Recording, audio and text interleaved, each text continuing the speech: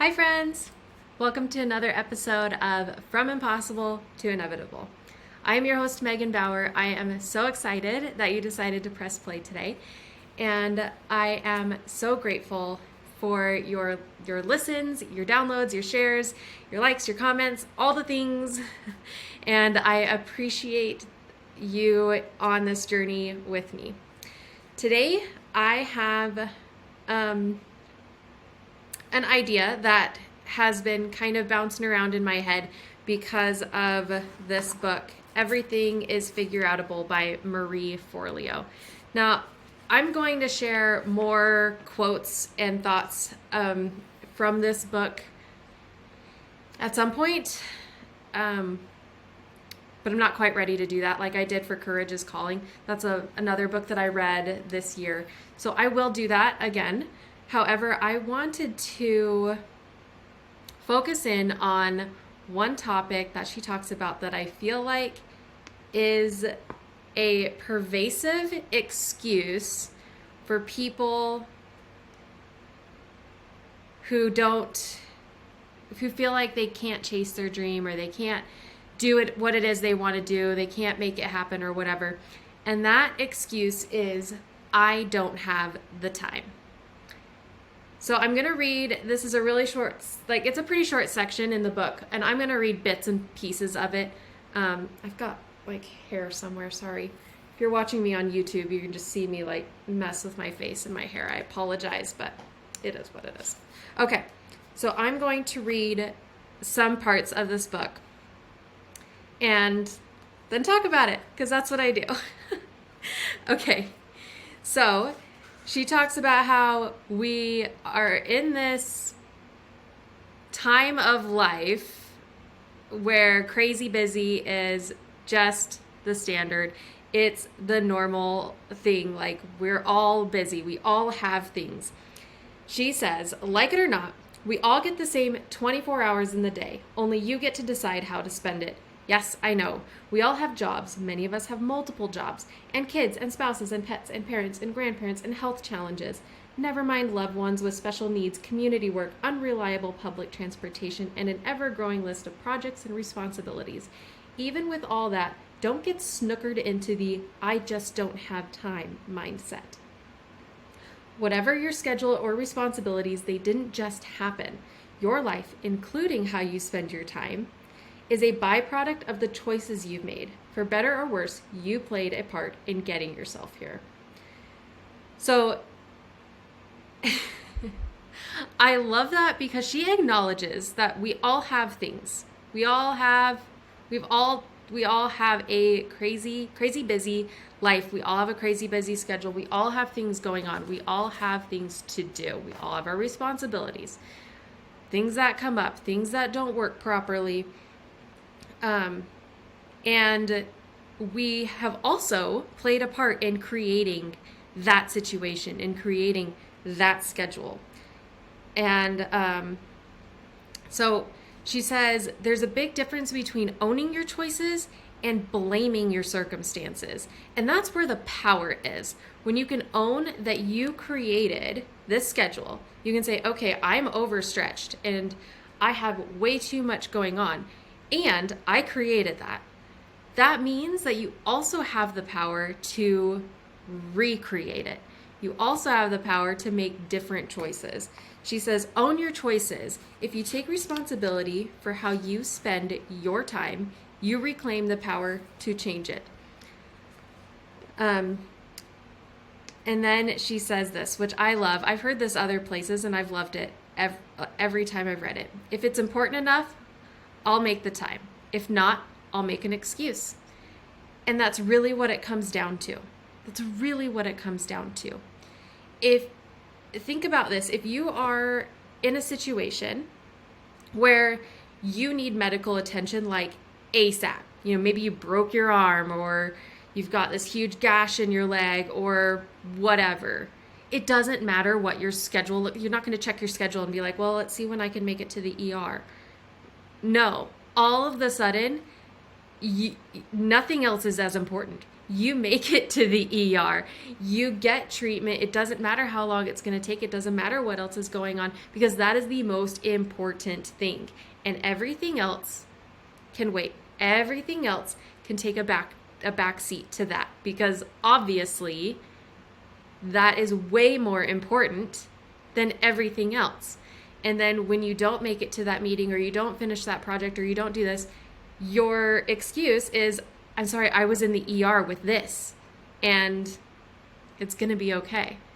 So oftentimes we put off our big dreams, our big goals, our big whatever it is that we want out of life. We put those things off because in the moment, they don't feel like a life or death situation.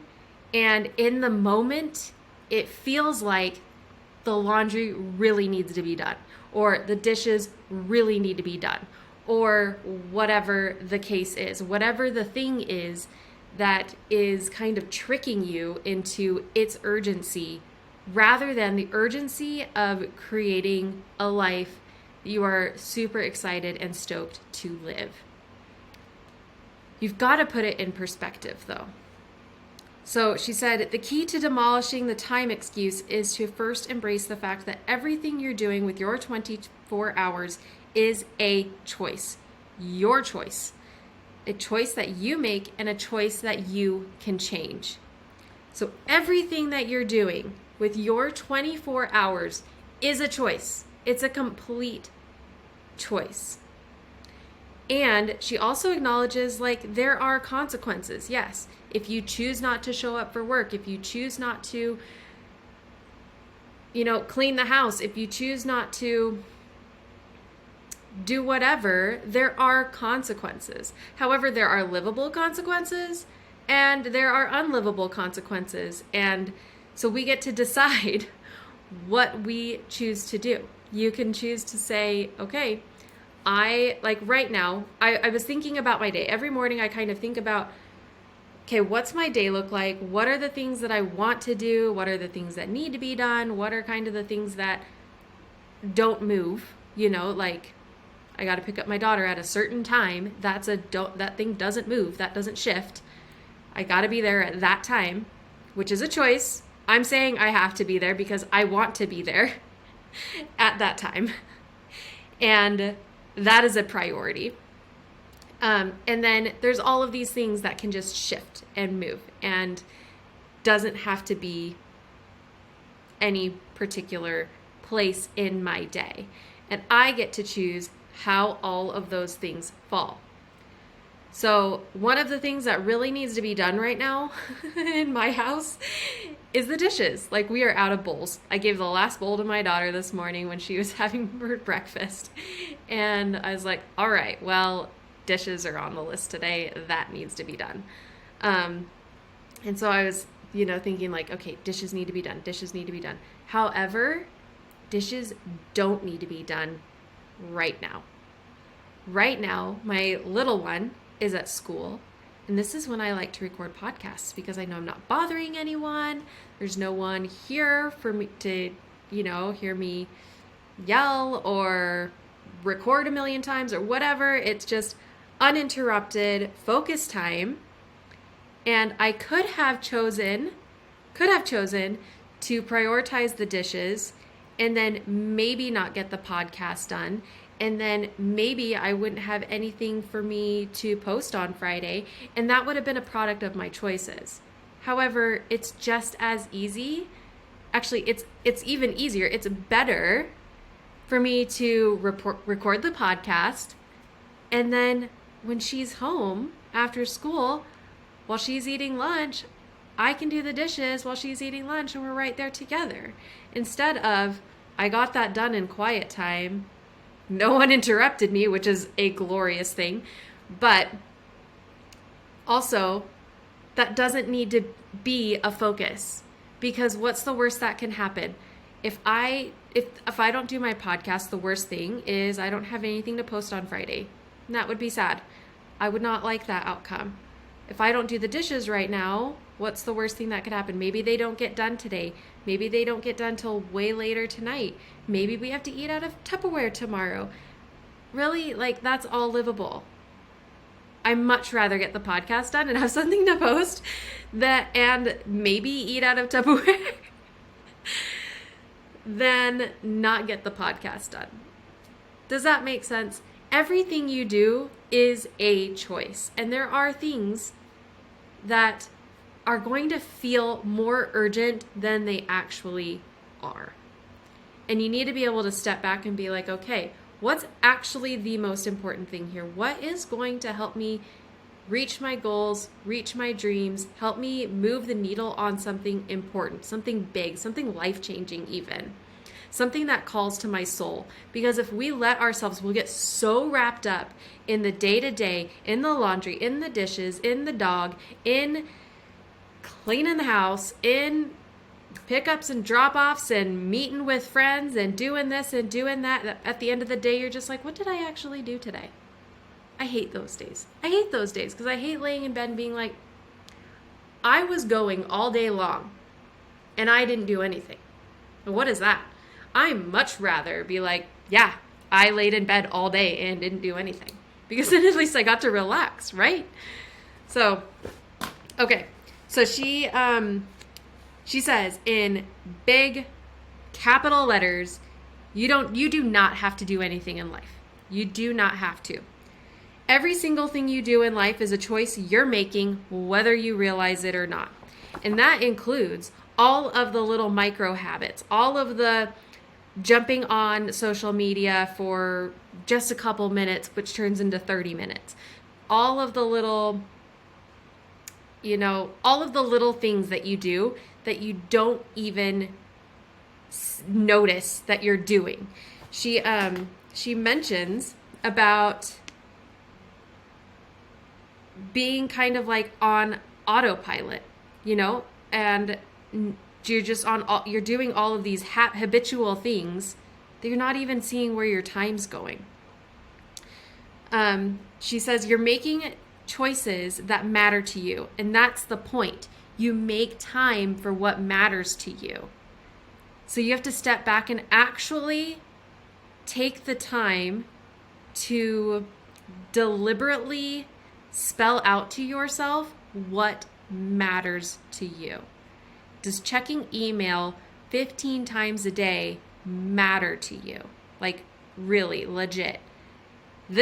I have been kind of compulsive about checking my email for no reason. Like, it's just become a habit, like I don't know what to do with myself, so I'm going to check my email.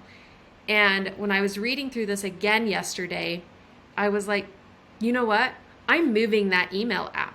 I'm going to put it on the 4th page, which I have a vision board on my phone, so I only have 2 to 3 rows of icons. These are not full pages. I cannot handle that many things on my phone. But I moved that email. It was down at the bottom. I moved that email app to the 4th page, and it was enough of a pattern interrupt that now I have to deliberately go look for the little icon to check my email. And I've picked up my phone several times to check my email for no reason. I'm not expecting anything. But just because I don't know what to do with myself in that moment. And it's just been like, oh, I don't even need to check my email. I don't know why I'm doing this. Why? Let's do something productive. Let's, whatever it is I need to do. So she gives an exercise that I have not done. I'm considering doing it, but I'm going to be honest.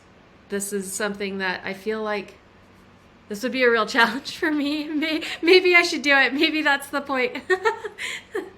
So the exercise she gives is for 7 days. Track every single minute of your time. She's like, you can do it in 2-minute increments or 5-minute increments, 10-minute increments, whatever captures your time the best. And don't change your behavior. The whole point is to see exactly where your time is going. That way you can look at the black and white hard facts of what you're doing with your time and then make changes. The reason I have such resistance to this is because I feel like the actual act of tracking my time is going to take so much time. That's my resistance to it. I'm like, oh, 7 days, that's a long time. It's like, oh man, it would probably be a really good exercise. Actually, it would be a really good exercise and probably really enlightening. But she says that the goal is to find 2 free hours a day. Now, she does acknowledge that that's kind of bananas. Like, holy crap, 2 hours? That's insane. I don't waste that much time, do I? And having that goal of finding 2 free hours a day is so that you can take that newfound time, which adds up quickly, by the way, and use it towards moving forward on your dreams, and making real progress in your life. So she has this cool little chart about the opportunity cost of wasting your time. So 30 minutes a day on your phone / social media equals 182.5 hours a year, or 22 full 8-hour work days. That's how much that time is added up over a year. So what you could have accomplished is Michelle Obama-like arms, built a brand new website, or learned how to meditate. So 60 minutes a day on news, email, and celebrity gossip adds up to 365 hours a year, or 45 full 8-hour work days. You could have written a first draft of a book, launched a new revenue stream, secured a raise, or made a career change in 45 full 8-hour work days. Isn't that bananas? That's only 60 minutes a day. If you can just find 60 minutes a day that you can claim for your dreams, your whatever it is that you want to build in your life, that's 45 full 8-hour work days. What in the world? Like, I only have one game on my phone because it's the only game I like. And I have spent an hour playing that game. Maybe not in one sitting, but over the course of a day, I've done this. And it kind of makes me sick to realize that added up over a year makes such a big difference. I can't imagine spending 45 full 8-hour work days playing this one stupid game. Isn't that so highlighting? She says 90 minutes a day watching TV adds up to 547.5 hours a year, or 68 full 8-hour work days. What you could have done in this time is learn to speak conversational Italian, finished a degree, launched a profitable side business. That opportunity cost is huge. So if there's something that you want to do with your time, like you actually, when you are in a space of thinking about what you want for yourself and your life, if there's something that you want to build, if there's something that you want to create, if there's something that you want, something that you want to develop, the time is there. It just needs to be more of a priority than you are currently making it. And this perspective shift of being able to look at this and be like, okay, I have the time. I have it. If you believe that you have it, you have it. What can you rearrange? What can you do? What changes can you make? How can you make this work for you? What are the possibilities around you? Jake and I are just now starting to order groceries online and pick them up rather than going to the store because of the time-saving factor. Now, I don't care about going to the grocery store, whatever, but it's undeniable that it will save an hour or two, maybe, in a week or whatever, of having to walk around the store and probably end up picking up useless crap we don't need, or food that's not good for us, whatever. And just, it's a free service. They offer it. Why not? Why not just take advantage of it? Order it online, go pick it up. It's everything we need, everything we want, whatever. Bring it home, put it away, and I've just saved an hour. There are things like that all over the place that you can do. You can save time all over the place. Make things more efficient for yourself in some way. Get creative. Get rid of things that are just useless. If you have 14 games on your phone and you find yourself cycling through them, maybe just pick 1 or 2 or 3 and set limits on them. I had a limit on my game that I would just ignore. And I went in and I reset limits. I reset more stringent limits. It was just like, okay, I only get 15 minutes a day on this game. That's it. And making myself stick to that, because you can't just ignore it. But recognizing that, okay, if I choose to play this game for another 30 minutes or whatever, think about what you're actually sacrificing there for the sake of some dumb game. There's a real opportunity cost there. And you have the time, you have the power, you have the abilities. For whatever's important to you, you figure it out, you make it happen. That's why the title of this book is great. Everything is figure outable. I've been leaning on that a lot lately. It's just like overwhelm feels like it's going to creep in and take over the world. And it's just like, everything is figure outable. I got this. It's all figure outable. All right, that's what I've got for you today. Hopefully in a couple of weeks, I will have more quotes to share with you from this book. I've read through it all once. I've loved it. I just need to go through and actually pick, 5 quotes or so that I want to share and talk on. And then I'll pick another book, and that'll be fun. All right, thank you so much for tuning in today. Remember that if you're listening on a podcast platform, there's a YouTube version. You can go to the show notes and click on that link, and that will take you to the YouTube version where you can watch me if you so desire. Yeah, I think that's what we've got for today. Thank you again. I appreciate you guys, and I hope you have the best day with all the sparkly things. See you later. Bye.